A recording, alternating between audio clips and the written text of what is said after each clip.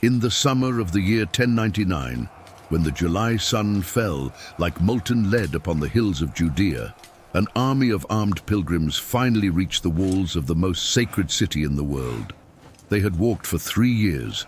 They had crossed mountains, deserts, and cemeteries of their own companions, and now, at last, Jerusalem rose before them like a promise written in ancient stone. But what awaited inside those walls was not surrender. It was resistance. Within, thousands of Muslims and Jews prepared to defend their home until their last breath. And outside, 13,000 men, thirsty, hungry, and consumed by a faith that had survived hell, gazed upon the prize of their pilgrimage with eyes that could no longer distinguish between the sacred and the savage. And then the day arrived, the 15th of July. Dawn had barely broken when the siege tower touched the walls. Godfrey of Bouillon crossed first. Behind him, an avalanche of steel.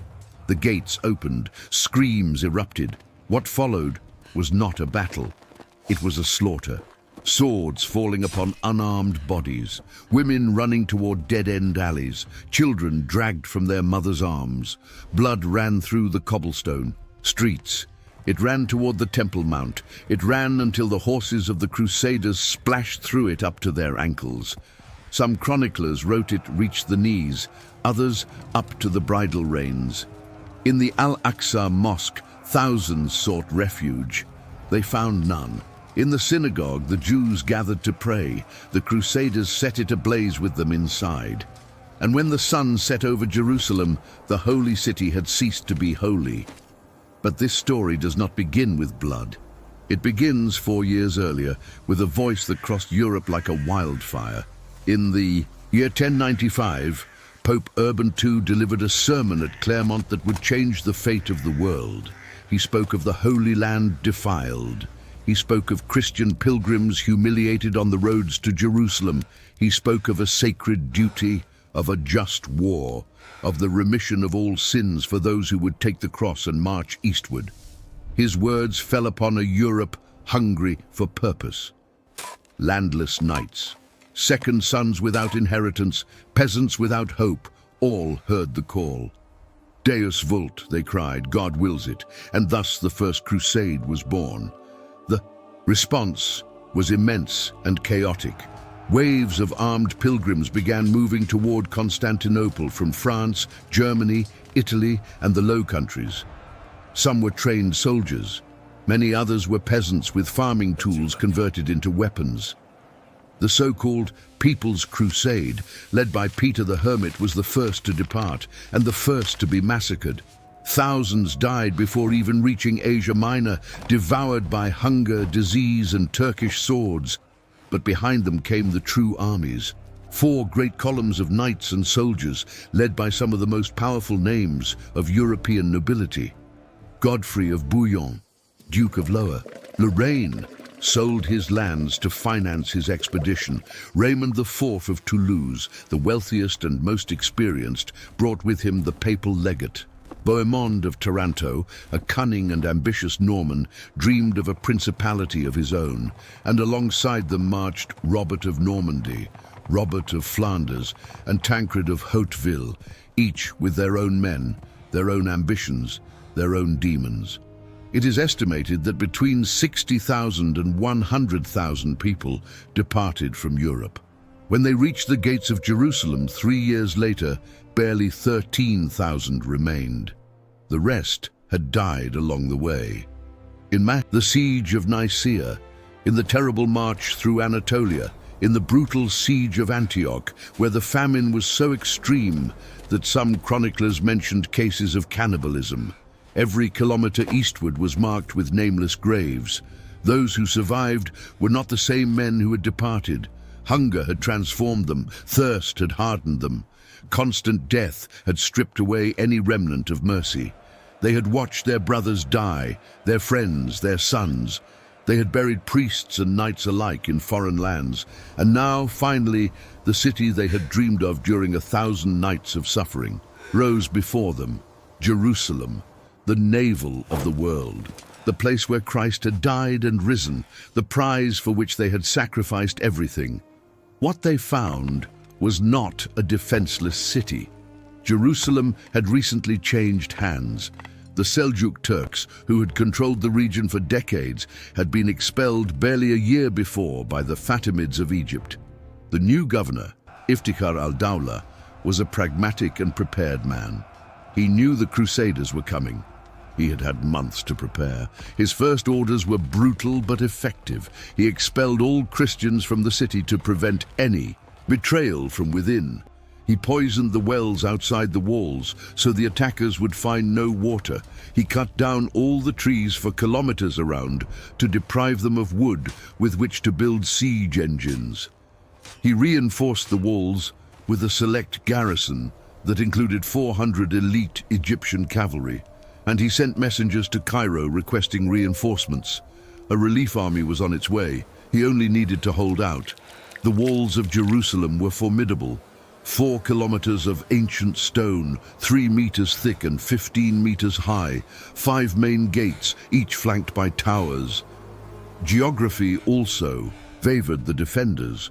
The city was built upon hills, with deep valleys protecting several flanks. For the Crusaders, taking Jerusalem by assault seemed nearly impossible. But the alternative was worse. They could not besiege the city and wait. They had no supplies. They had no water. The summer heat in Judea was crushing, and with each passing day, more men died of thirst and exhaustion. Moreover, they knew that a Fatimid army was marching from Egypt. If they did not take Jerusalem quickly, they would be the ones besieged. The Crusaders arrived at the walls on the 7th of June, 1099. The first thing many of them did was weep. After 3 years of suffering, they finally saw the city with their own eyes. Some knelt and kissed the dust. Others lifted prayers toward the scorching sky. But the tears lasted only briefly. The reality of their situation was too urgent. Godfrey of Bouillon established his camp to the north of the city, near the Damascus Gate. Raymond of Toulouse positioned himself to the south, facing Mount Zion. Robert of Normandy and Robert of Flanders reinforced the northern positions. Between them all, they surrounded the city only partially. They did not have enough men for a complete siege. Jerusalem continued to receive supplies from the east. The first assault attempt came barely 6 days later, on the 13th of June. It was a disaster. Without siege towers, without enough ladders, without battering rams, the Crusaders tried to scale the walls with what they had. The defenders repelled them with ease. Arrows, stones, and boiling oil rained down upon the attackers. Dozens died, hundreds were wounded. And as night fell, the Crusaders retreated humiliated, understanding that they would need more than faith to take those walls. The following weeks were ones of silent desperation. Water was so scarce that men drank from contaminated puddles and suffered dysentery. The heat melted armor against skin. Horses died of thirst, and their flesh rotted before it could be consumed. Some deserted. Others simply sat down to await death. Morale sank lower with each scorching dawn. It was then that salvation arrived from the sea. On the 17th of June, 6 Genoese and English ships docked at the port of Jaffa, some 50 kilometers from Jerusalem. They brought what the Crusaders desperately needed: ropes, nails, tools, and above all, wood. The leaders sent escorts to protect the cargo. Genoese engineers joined the army, and the true preparation began.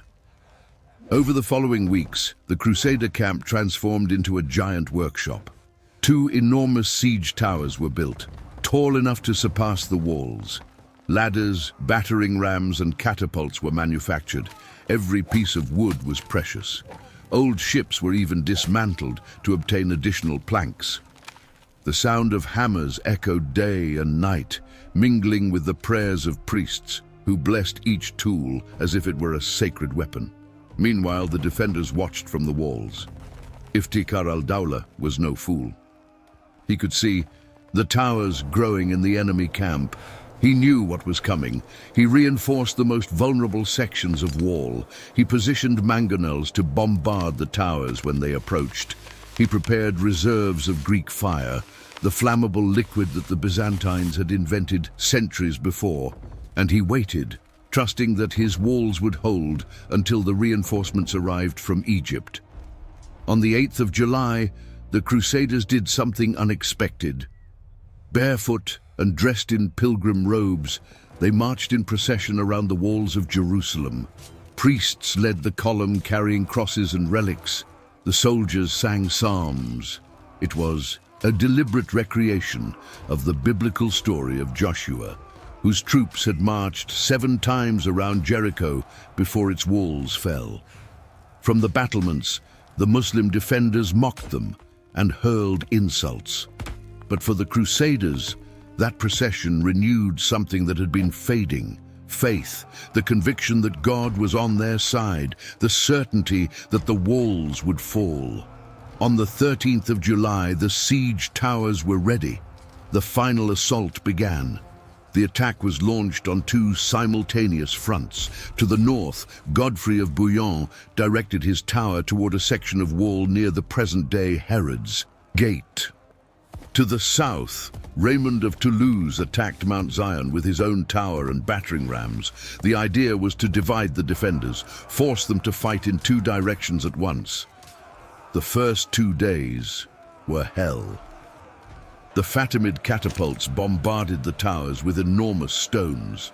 Greek fire fell in burning cascades upon the attackers. Arrows darkened the sky. The Crusaders pushed their towers centimeter by centimeter, covering their advance with wet leather shields to resist the flames.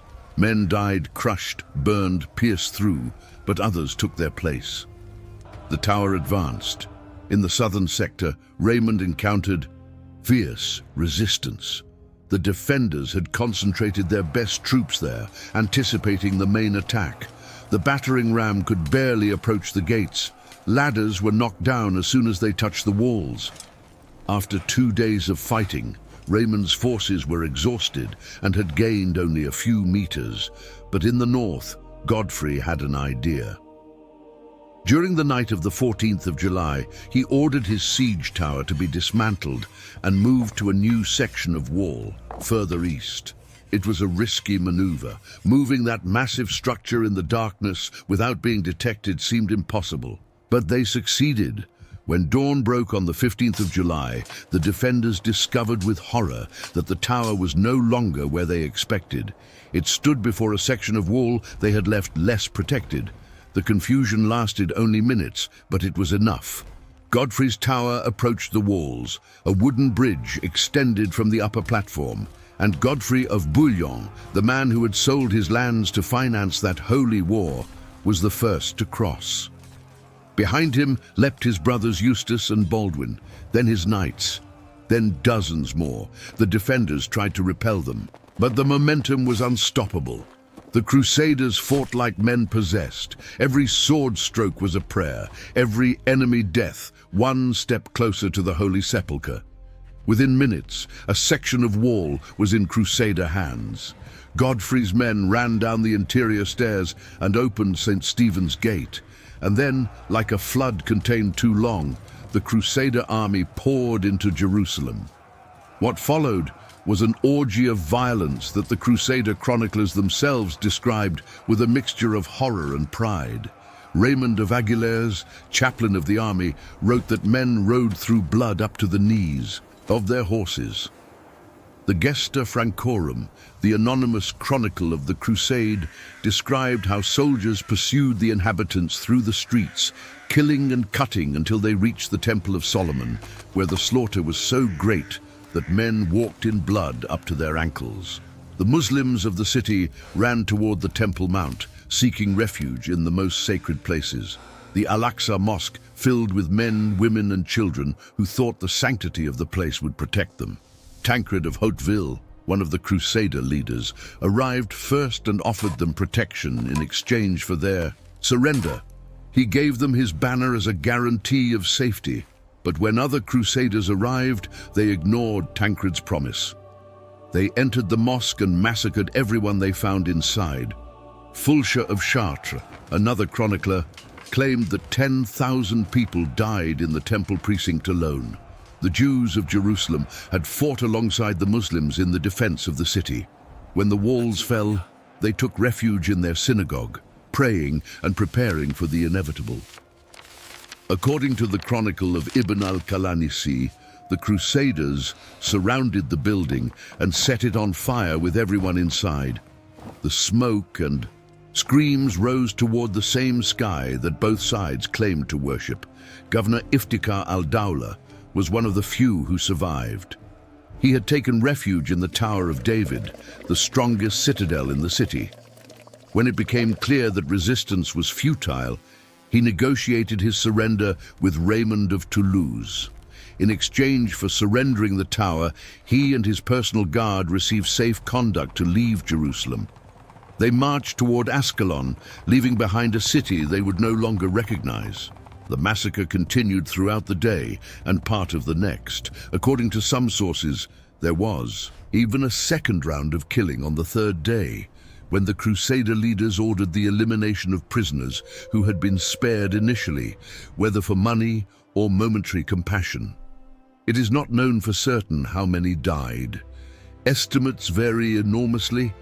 Arab sources speak of up to 70,000. Modern historians consider a figure of around 40,000 more plausible, taking into account that the city's population had swollen with refugees fleeing the Crusader advance. Whatever the exact number, the scope of the carnage was extraordinary, even by the standards of medieval warfare. When the violence finally ceased, the Crusaders did something that defines all the complexity of that historical moment. They washed the blood from their hands, removed their stained armor, and walked barefoot and weeping toward the Church of the Holy Sepulchre. There, in the place where they believed Christ had been buried and had risen, they knelt and gave thanks to God for their victory. The same hands that hours before had slaughtered children now joined in prayer. The same voices that had screamed while killing now intoned hymns of praise. 1 week later, on the 22nd of July, the Crusader leaders gathered to elect a ruler for their new conquest. Raymond of Toulouse, the wealthiest and most powerful, was the obvious candidate. But he rejected the title, claiming he would not wear a crown of gold in the city where Christ had worn one of thorns. The title then passed to Godfrey of Bouillon, who accepted it with one condition: he would not be king. He would be the defender of the Holy Sepulchre, a guardian, not a monarch. That humility, whether genuine or calculated, defined the character of the new kingdom. 1 month later, on the 12th of August, the Fatimid relief army finally arrived. 20,000 Egyptian soldiers marched from Ascalon, determined to reclaim Jerusalem. But they arrived too late. Godfrey gathered all available Crusader forces and marched to meet them. At the Battle of Ascalon, the Crusaders, outnumbered but veterans of 3 years of relentless war, shattered the Fatimid army. Thousands of Egyptians died. The rest fled. Jerusalem was secured. The kingdom of Jerusalem that was born from that conquest would survive nearly a century, until Saladin reconquered it in the year 1187. During that time, the Crusaders built churches over mosques, established European feudal laws in eastern lands, and created a hybrid society that was both fascinating and profoundly unjust. Muslims and Jews were expelled from the city or reduced to second-class citizens. The holy sites were transformed. The Dome of the Rock became the Templum Domini. The Al-Aqsa Mosque became the Templum Salomonis, which would eventually give its name to the Order of the Knights Templar. But beyond the political and territorial consequences, the massacre of Jerusalem left a wound that never healed. For the Muslim world, it became a symbol of Christian brutality, a memory that would fuel centuries of distrust and conflict. For the Christian world, it was celebrated for generations as a divine victory, proof that God favored his warriors. Only centuries later, when sensibilities changed, did it begin to be seen with different eyes. And perhaps that is the darkest lesson of Jerusalem in the year 1099, that the deepest faith and the most extreme cruelty can inhabit the same heart. That men capable of walking 3 years through hell for love of God were also capable of massacring thousands in His name. That the holy city, the place where 3 religions sought the divine presence, became the scene of the most human horror. Today, more than 900 years later, the walls of Jerusalem still stand. Tourists walk through the same streets where blood once ran. The Church of the Holy Sepulchre still receives pilgrims. The Al-Aqsa Mosque still calls to prayer. And somewhere beneath the ancient stones, the echoes of that summer of the year 1099 remain, not as sound, but as warning, of what men are capable of when they believe God is on their side, and of what they lose of their own humanity when they forget that others also pray. The first crusade had ended.